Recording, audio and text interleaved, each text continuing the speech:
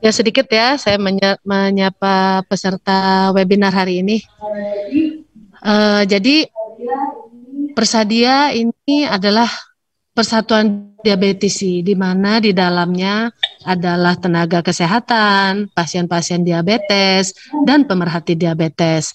Selama 1 tahun terakhir COVID, kita hampir vakum ya. Nah, setelah 1 tahun, akhirnya kami tergugah. Dimulai dengan acara Persadia Cimahi yang bulan lalu, sudah saatnya memang kita memanfaatkan teknologi. Nah, alhamdulillah di Sumatera tidak perlu datang ke Bandung, yang dari Palu, Sulawesi bisa ikut mengikuti, dan saya harap paparan semua kalangan. Ini saya lihat ada dokter, ada perawat, ada pasien yang tersayang, ada keluarga. Silakan di-share karena di masa pandemi ini edukasi betul-betul penting ya. Informasi dari sumber yang benar itu sangat penting untuk menangkal hoax. Paparan pertama adalah bagaimana sih diabetes saat ini. Dari data IDF, International Diabetes Federation 2020, tapi ini sepertinya data 2009. Sekarang kita tuh hebohnya tentang COVID, tapi ternyata pasien diabetes itu meningkat setiap tahun. Malah saat ini seperti tadi juga sudah disinggung oleh Dr. Kautsar ya, ada 422 juta orang dewasa dengan diabetes di dunia ini, dan 1,5 juta kematian per tahun karena diabetes. Itu artinya bahwa 1 dari 11 orang di antara kita itu mengidap diabetes. Dan 1 dari 2 itu tidak tahu bahwa dia itu diabetes. Karena tidak pernah cek atau tidak merasa sakit. Ya. Nah, sang di antara kita itu di atas 65 tahun. Maaf, 1 dari 5 orang yang diabetes nih ternyata lansia di atas 65 tahun. Dan populasinya cukup banyak. Kenapa saya ngomongin data statistik ini? Akan nyambung sama statistik COVID soalnya ya. 3 dari 4 pasien diabetes tinggal di negara berkembang, termasuk Indonesia ini sepertinya. Ini 1 dari 13 mempunyai risiko diabetes karena lifestyle, kegemukan, ya. Apalagi di masa COVID ini makin jarang ke rumah sakit, tidak pernah olahraga, tidak pernah cek gula, jadi resiko semakin tinggi. Itulah kenapa topik hari ini adalah meningkatkan kewaspadaan soal diabetes. Kenapa sih dokter Anda itu suka panik kalau Anda itu diabetes? Nah, pasien tenang, dokter panik, seringnya begitu ya. Karena diabetes itu adalah penyebab utama dari penyakit jantung, stroke, gagal ginjal, dan amputasi kaki. Dok, nah ini ngomonginnya kok serem-serem aja? Karena ini adalah edukasi, informasi yang harus diketahui. Saat ini pasien-pasien diabetes yang masih kesannya baik-baik saja, itu tidak punya motivasi, nanti saja dok, saya tidak ada kerasa apa-apa, saya baik-baik saja, saya gak mau minum obat, takut kena ginjal. Tapi dokter Anda sudah tahu resiko apa, bahaya apa yang akan dihadapi 10 tahun, 15 tahun ke depan. Diabetes itu merusak seluruh organ tubuh Anda, dari ujung kepala sampai ujung kaki. Dia itu berjalan-jalan mengikuti pembuluh darah. Jadi dari mulai kepala merusak otak, ke mata, ini ada pembuluh darah kecil, bikin retinopati, katarak, glaukom, ya. Bahkan ke gigi, gampang infeksi, goyang-goyang. Ke jantung, menyebabkan sumbatan pembuluh darah jantung, gangguan persarafan, kesemutan, baal. Ke ginjal, kerusakan ginjal. Ada satu lagi di sini nih, momok para bapak-bapak, disfungsi ereksi ya. Itu diabetes biang keroknya. Jadi diabetes itu komplikasi ke sebuah organ. Apa ini kira-kira? Stroke ya. Stroke. Kalau vertigo, mata jadi buram, pandangan ganda, tiba-tiba muka mencong sebelah, atau ada kelemahan anggota gerak, atau bicara jadi rero. Hati-hati, itu adalah gejala stroke ya, harus dikenali sama semua diabetisi. Nah, ini sakit dada jelas, serangan jantung. Yang paling ditakuti itu memang stroke dan serangan jantung, karena bisa bersifat fatal. Kalau mata tidak fatal, tapi bayangkan kualitas hidup yang akan dijalani oleh pasien diabetisi. Dan untuk Muslim sedih ya, jadi nggak bisa baca Quran. Banyak itu pasien bilangnya sedih dok, jadi nggak bisa baca Quran ya.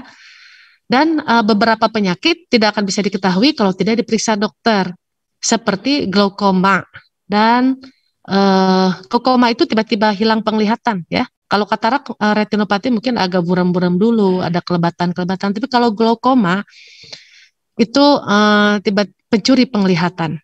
Nah, ini apa nih? Ini saya cari-cari, ini ginjal nih. Ginjal itu tidak beken, tapi fungsinya sangat krusial. Tanggal 11 Maret kemarin adalah Hari Ginjal Sedunia. Ini adalah pasien-pasien yang harus menjalani cuci darah. Ya, ini yang belum tahu mesin cuci darah kayak begini. Kalau ginjal itu yang di mana dok? Nih, semua orang punya ginjal 2 di pinggangnya. Kalau dikeluarkan kurang lebih bentuknya kayak begini. Nah, ini parenkimnya daging ya. Nah, ini salurannya. Kalau pada pasien-pasien sakit ginjal, ginjalnya tidak berfungsi. Makanya digantikan, dibantu, disupport oleh mesin. Jadi, adanya teknologi ini juga sebetulnya membantu memulihkan kualitas hidup diabetesi. Banyaknya pasien langsung dengar kata cuci darah, momok, horor. Ya, sebetulnya Anda tidak punya pilihan. Masih untung masih bisa cuci darah ya. Tapi saya doakan sesudah webinar ini pasien-pasien diabetes yang masih sehat terhindar dari cuci darah, amin. Nah, ini apa? 25% dari pasien diabetes mengalami diabetic foot. Apa diabetic foot? Berawal dari baal, ya, dari baal, gangguan rasa, jadi luka lama yang susah sembuh dan akhirnya bolong. Penyebabnya biasanya gampang. Ada semut atau kerikil di sepatu yang tidak disadari, atau pakai sepatu baru jadi lecet, ya, atau sepatu kekecilan, atau seringnya direndam air panas yang terlalu panas. Makanya pasien-pasien diabetes yang ingin merendam kaki, saya bilang airnya harus disiapkan sama keluarganya yang sehat. Karena buat pasien itu rasanya tidak panas, padahal aduh panas sekali gitu ya, bahaya. Nah, luka-luka ini yang akhirnya sering berbuntut pada amputasi. Sekarang kita lihat virus rambutan, kayak rambutan ya, tapi tidak manis. Nah, ini COVID nih. Ada apa sih dengan COVID? Data kasus global sampai kemarin itu 117 juta kasus ya, seluruh dunia. Ini merupakan pandemi yang tidak pandang bulu. Angka kematian kesannya cuma 2,2%. Tapi Bapak Ibu, buat saya yang seorang dokter, nyawa satu pasien begitu berharga. Dan yang disebut kematian satu orang itu bisa ayah Anda, ibu Anda, saudara Anda, tetangga. Jadi begitu kita lihat angka, kesannya cuma statistik. Padahal kematian satu orang itu sangat-sangat ingin dihindari. Nah, ini sebagai perbandingan. Ini data saya ambil tanggal 6 ya. Nah, coba kita lihat di kasus konfirmasi. Di Indonesia 1 juta nih. Setelah ulang tahun yang pertama pandemi dari Maret 2020 dulu ya, kasus pertama masuk ke Indonesia. Nah, Maret 2021 dari 2 kasus, sekarang 1,3 juta kasus. Apakah disebut gagal? Ya, kita selalu punya harapan ya, seperti tadi doa yang disampaikan Pak Ustadz di awal acara. Mungkin apakah strateginya yang kurang, apa edukasi yang kurang. Nah, salah satu harapan saya dari webinar ini juga semua di antara kita akan paham. Nah, kasus konfirmasi ini artinya bertambah 5.000 orang, 5.700 orang hari kemarin. Dengan kematian 128 orang dalam 1 hari. Nah, tanggal 10-nya bagaimana? 4 hari. Kasus konfirmasinya tetap kurang lebih 5.600. Tapi angka kematiannya juga meningkat, 175 kasus. Artinya, COVID ini masih banyak. Masih ada di sekitar kita. Dan mungkin bukan seseorang yang Anda kenal, tapi masih menyebabkan kematian. Saatnya kita bergerak bersama untuk melindungi diri dan keluarga kita. Dari data yang saya dapat dari Satgas COVID, ini bisa dibuka juga buat yang pengen tahu. di Google ya, Satgas COVID Indonesia. Dari 3.500 data yang masuk, ini kelompok usianya. Yang paling tinggi ternyata yang biru-biru ya. Nah, bisa dimengerti, itu adalah usia produktif.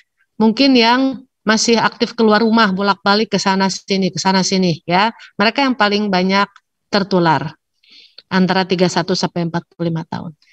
Yang dirawat, yang sembuh juga banyak. Sama, masih kelompok umur 31 sampai 45 tahun. Tapi lihat di yang paling kanan.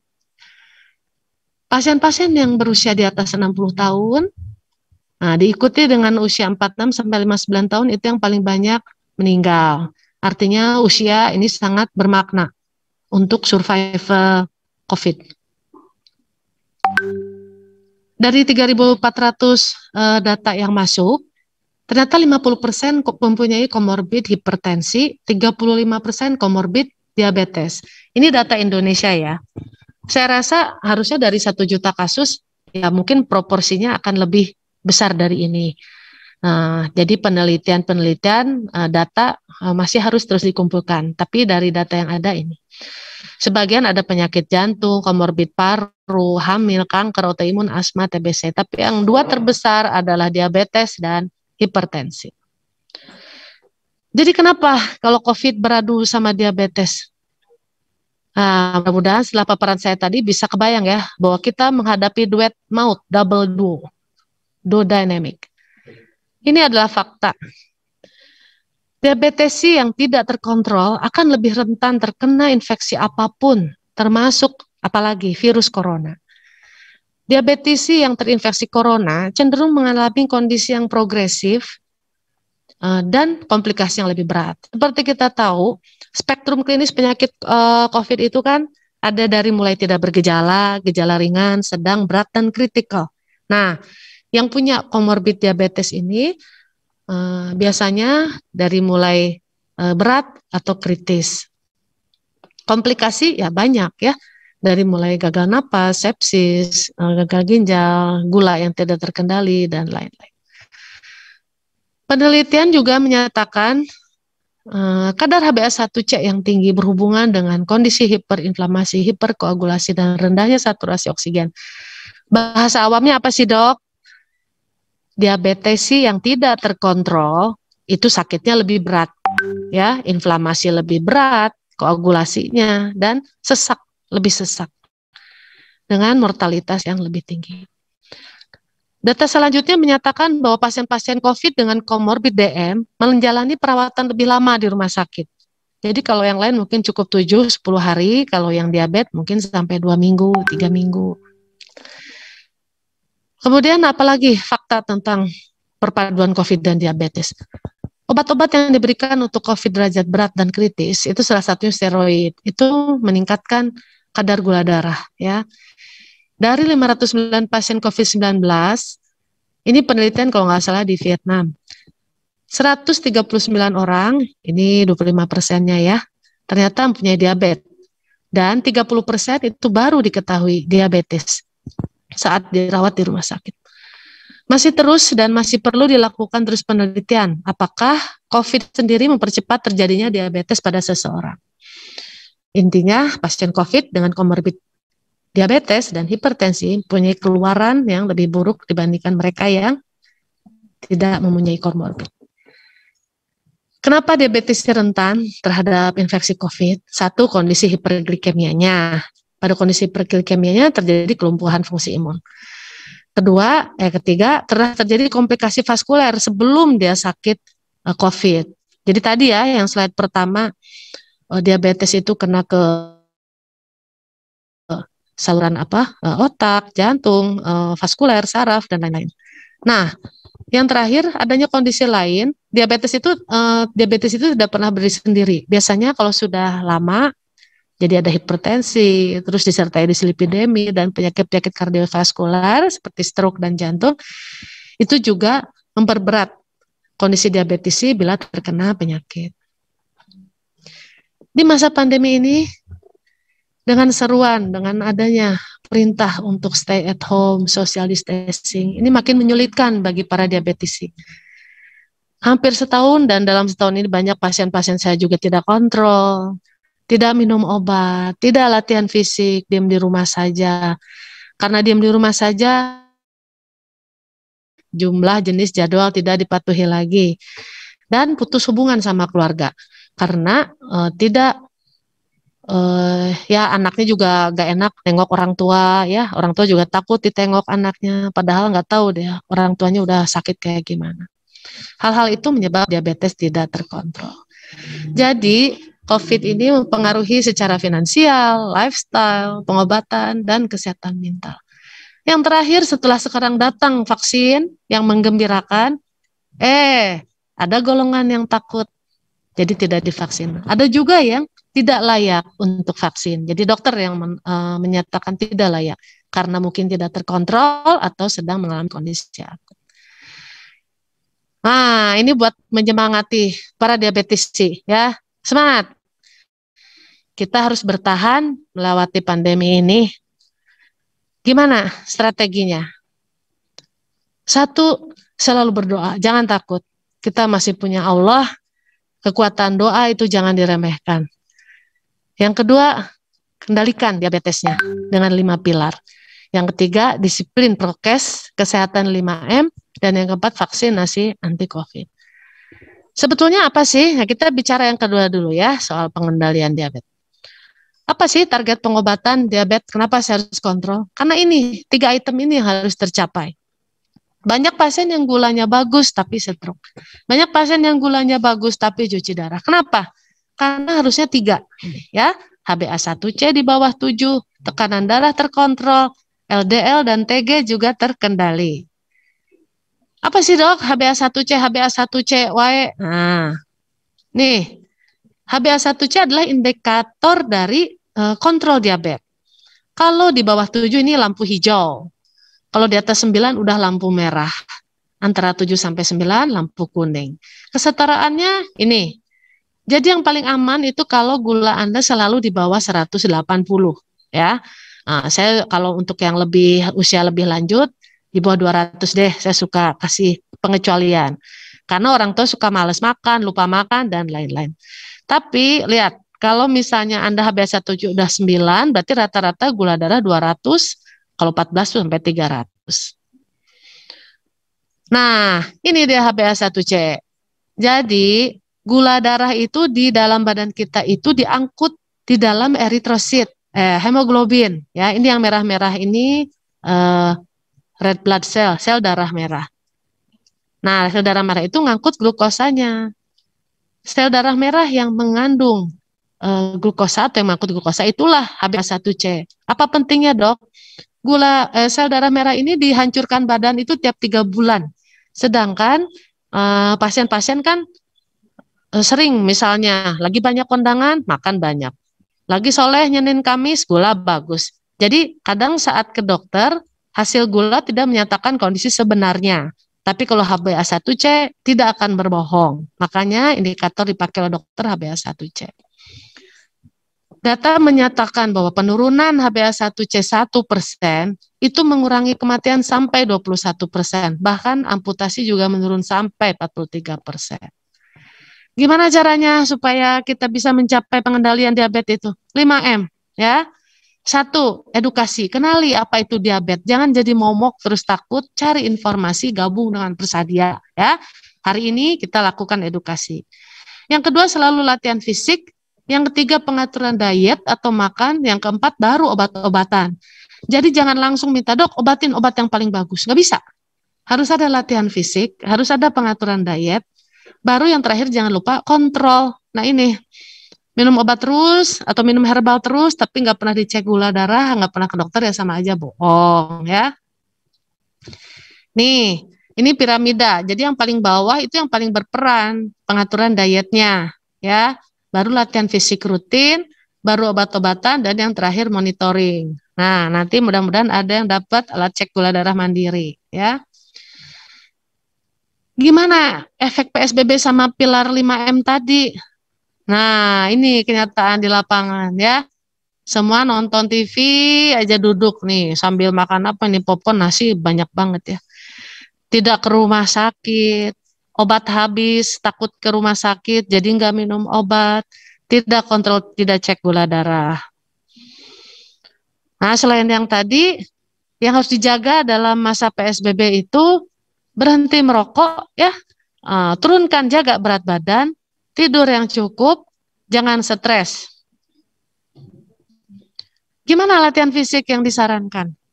Nah, mohon maaf tadi setiap kita latihan selalu lakukan pemanasan dulu. Pemanasan, latihan inti, pendinginan, baru peregangan, stretching. Berapa lama bagusnya? Hanya 3-5 kali seminggu. Jadi jangan tenis satu minggu sekali. Nah, itu bagus, tapi yang lebih direkomendasikan adalah yang rutin. Bisa 3 kali seminggu atau 5 kali seminggu. Intensitasnya yang ringan sampai sedang, sesuai kemampuan lah. Durasinya 30-60 menit. Targetnya 150 menit seminggu, ya. Nah, ini adalah latihan-latihan yang bisa Anda lakukan di rumah. Banyak, cari di YouTube, cari di Google. Nanti pun di akhir acara saya harap ini bisa di-share ya, consider for video senam tadi yang tidak sempat tayang atau di-share di YouTube Rumah Sakit Muhammadiyah. Nanti kita share panduan ibu-ibu ya, baik, latihan di rumah. Nah, ini bisa yang gampang aja, ini tali atau olahraga di samping tempat tidur, bangun tidur, pas bangun tidur, sebelum tidur. Kalau ada treadmill atau sepeda statis di rumah itu lebih bagus. Hula hoop juga bisa. Ini gerakan-gerakan simple ya. Jongkok berdiri, sit up ke tembok, sesuai kemampuan. Tapi yang penting gerakan badan Anda 30 menit sehari. Nah, ini misalnya sambil nonton TV, olahraga bersama. Ini yang lihat dari laptop. Dan jangan lupa hirup, cari udara sinnya, 3 makan besar, 3 makan kecil. Dok, itu kan banyak. Iya, tapi ternyata setelah ditenggarai, kalau tidak pakai jadwal, malah makannya terus-terusan. Dokter, saya mah nggak pernah sarapan. Jadi ibu pagi-pagi ngapain? Kopi sama ulen. Atau kopi sama risoles. Nah, itu salah ya. Jadi makan itu bukan melulu nasi. Semua yang dimasukkan ke mulut Anda, hitung kalorinya. Nah, di masa PSBB gimana? Nah, ini pola piring sehat. Karbohidrat itu hanya seperempatnya, protein hewani juga seperempat. Nah, sayuran, buah, biji-bijian itu setengahnya, ya, dirubah mulai sekarang. Nah, ini dia anak-anak kita di rumah suka nge-GoFood. Lihat nih kalorinya, ya. Nggak akan nyebutin merek, tapi memang ini yang ada di sudah beredar luas ya. Jadi saya pikir ini tidak perlu izin. Satu burger itu 500 kalori. Jadi kalau sudah ini jangan makan lagi nasi. Ini mie goreng nih. Kalau ada yang begadang malam-malam bikin mie goreng. Saya lihat kalau yang mereknya itu 470 kalori. Nah, ini kalau nasi pakai telur, pakai mie. Kan kalau kita mie internet kok Indomie telur kornet tuh sampai hampir 800 kalori. Martabak, 250 kalori per potong ya, bukan satu dus. Jadi kalau kita makannya 3 udah 700 tuh kalori, setengahnya dipenuhi. Ini yang suka nambul, kerupuk Palembang. Ternyata 400 kalori per 50 gram. Kok jadi saya selalu bilang, boleh makan sate, makan sop buntut, soto Bandung, itu boleh ya. Nah, ini minuman bersoda 140 kalori. Kopi saset bisa 150 kalori. Nah, berhenti beli minuman ke supermarket. Ini udah salah semua. Aduh, juga ada minuman kesukaan saya ya. Aduh, gundunya banyak banget ini. Tobat mulai sekarang. Jadi, pilih jenis makanan sehat, 3 kali makanan pokok, 3 kali buah-buahan ya. Nanti kalau di acara Persadia selanjutnya menghadapi Ramadan akan kita bahas lebih banyak tentang pengaturan diet ya. Nah, yang terakhir obat-obatan. Obat diabetes itu banyak sekali dan tidak harus semuanya Anda minum. Tapi kalau memang target tidak tercapai, Anda tidak bisa memaksimalkan lifestyle, mau nggak mau dokter ya pasti nambah. Bahkan pasti nyuruh insulin, yaitu tawarkannya karena pasiennya kalau langsung Tapi juga pasien yang langsung suka nantang sama saya, dok, langsung insulin lebih cepat. Nah, ini buat yang belum tahu insulin. Jangan bayangkan suntikan KB ya, beda. Ini pulpen yang bisa dibawa kemana-mana, Anda tidak akan tampak sebagai orang kesakitan, tidak usah pakai termos, dan jarumnya pun kecil sekali, ya tidak panjang. Tips kontrol, tadi kan udah obat. Yang kelima kontrol nih, gimana tips kontrol sama pandemi, dok? Kan nggak boleh ke rumah sakit. Ya kalau misalnya batuk pilek biasa, mencret, silakan ke yang terdekat. Tapi kalau misalkan memang perlu kontrol. Jangan takut ke rumah sakit, nomor satu. Patuhi dan disiplin protokol kesehatan. Saat ini tidak ada rumah sakit yang tidak menerapkan protokol kesehatan karena menerima pasien pun membuat risiko buat petugas karyawan rumah sakit. Jadi semua pasti memakai protokol kesehatan. Yang ketiga ini nih yang baru, manfaatkan layanan telemedicine atau konsultasi online. Yang ketiga, yang keempat, karena sekarang era BPJS, manfaatkan program Prolaris di PPK ya. Periksa gula darah mandi ke rumah sakit atau tidak bisa, minimal Anda kalau melanjutkan. Saya beli resep dokter sendiri terus, dok beli berapa gulanya? 300. Berapa gulanya? Tidak kontrol. Nah, itu salah ya. Uang terbuang percuma. Nah, ini mungkin bisa dicatat nih. Rumah sakit kami juga sudah mengembangkan telekonsultasi, konsultasi dokter dari rumah. Ini tinggal dihubungi, nanti jadwal dokternya bisa dipilih, tolong ditayangkan di akhir acara ya. 0881 522 03 09. Nah, kalau ini strateginya tadi doa, kendalikan DF dengan 5 pilar, prokes 5M. Sekarang tidak cukup 3M. Harus 5M. Mencuci tangan, memakai masker, menjaga jarak, jauhi kerumunan, hindari, kurangi batas efektif ya. Cuci tangan efektif itu 20 detik, bukan secepat kilat. Dibasahi tangannya, dipakai sabun. 20 detik itu katanya nyanyi happy birthday 2 kali. Ya. Memakai masker, sering pakai masker itu salah. Di bawah hidung, di bawah dagu, atau tidak menutup dagu. Ya, ini pakai masker yang benar. Jaga jarak. Kenapa? Karena COVID ini menular lewat droplet. Jadi ibarat yang aman, jangan sentuh mulut, mata, cara batuk yang benar, cara bersin yang benar, makan makanan bergizi, berjemur, jaga jarak, hindari kerumunan, pertemuan berkelompok. Yang terakhir, strategi terakhir kita adalah vaksin. Udah kita doa, udah kita kendalikan diabetesnya, berlakukan prokes 5M. Alhamdulillah sekarang sudah ada vaksin COVID untuk menghadapi pandemi ini. Nah, timbullah banyak pertanyaan. Apakah aman diabetes divaksin? Vaksin yang mana? Berapa kali? Halal enggak? Bagaimana melakukan vaksin? Banyak. Saksikan nanti oleh Dr. Yovita paparannya. Dan yang terakhir, dengan banyak-banyak mengikuti acara ilmiah, harapan saya Anda bisa menjadi agen untuk menangkis hoax di masyarakat. Setiap ada berita, tanya sumbernya, tanya sama yang ahli ya. Kayak tadi juga saya data dari mana saya sebutkan, itu bukan karangan saya ya. Hoax yang tadi adalah slide saya yang terakhir. Harapan saya, paparan saya bisa diterima oleh semuanya dan bisa bermanfaat. Saya sampaikan terima kasih juga, ini apresiasi pada panitia dari tim saya di Rumah Sakit Muhammadiyah dan tim Persadia Jabar, dan tentu sama semua partisipan hari ini yang nanti ke depan saya harap jadi agen ya di lingkungannya masing-masing. Billahi taufiq wal hidayah. Wassalamualaikum warahmatullahi wabarakatuh.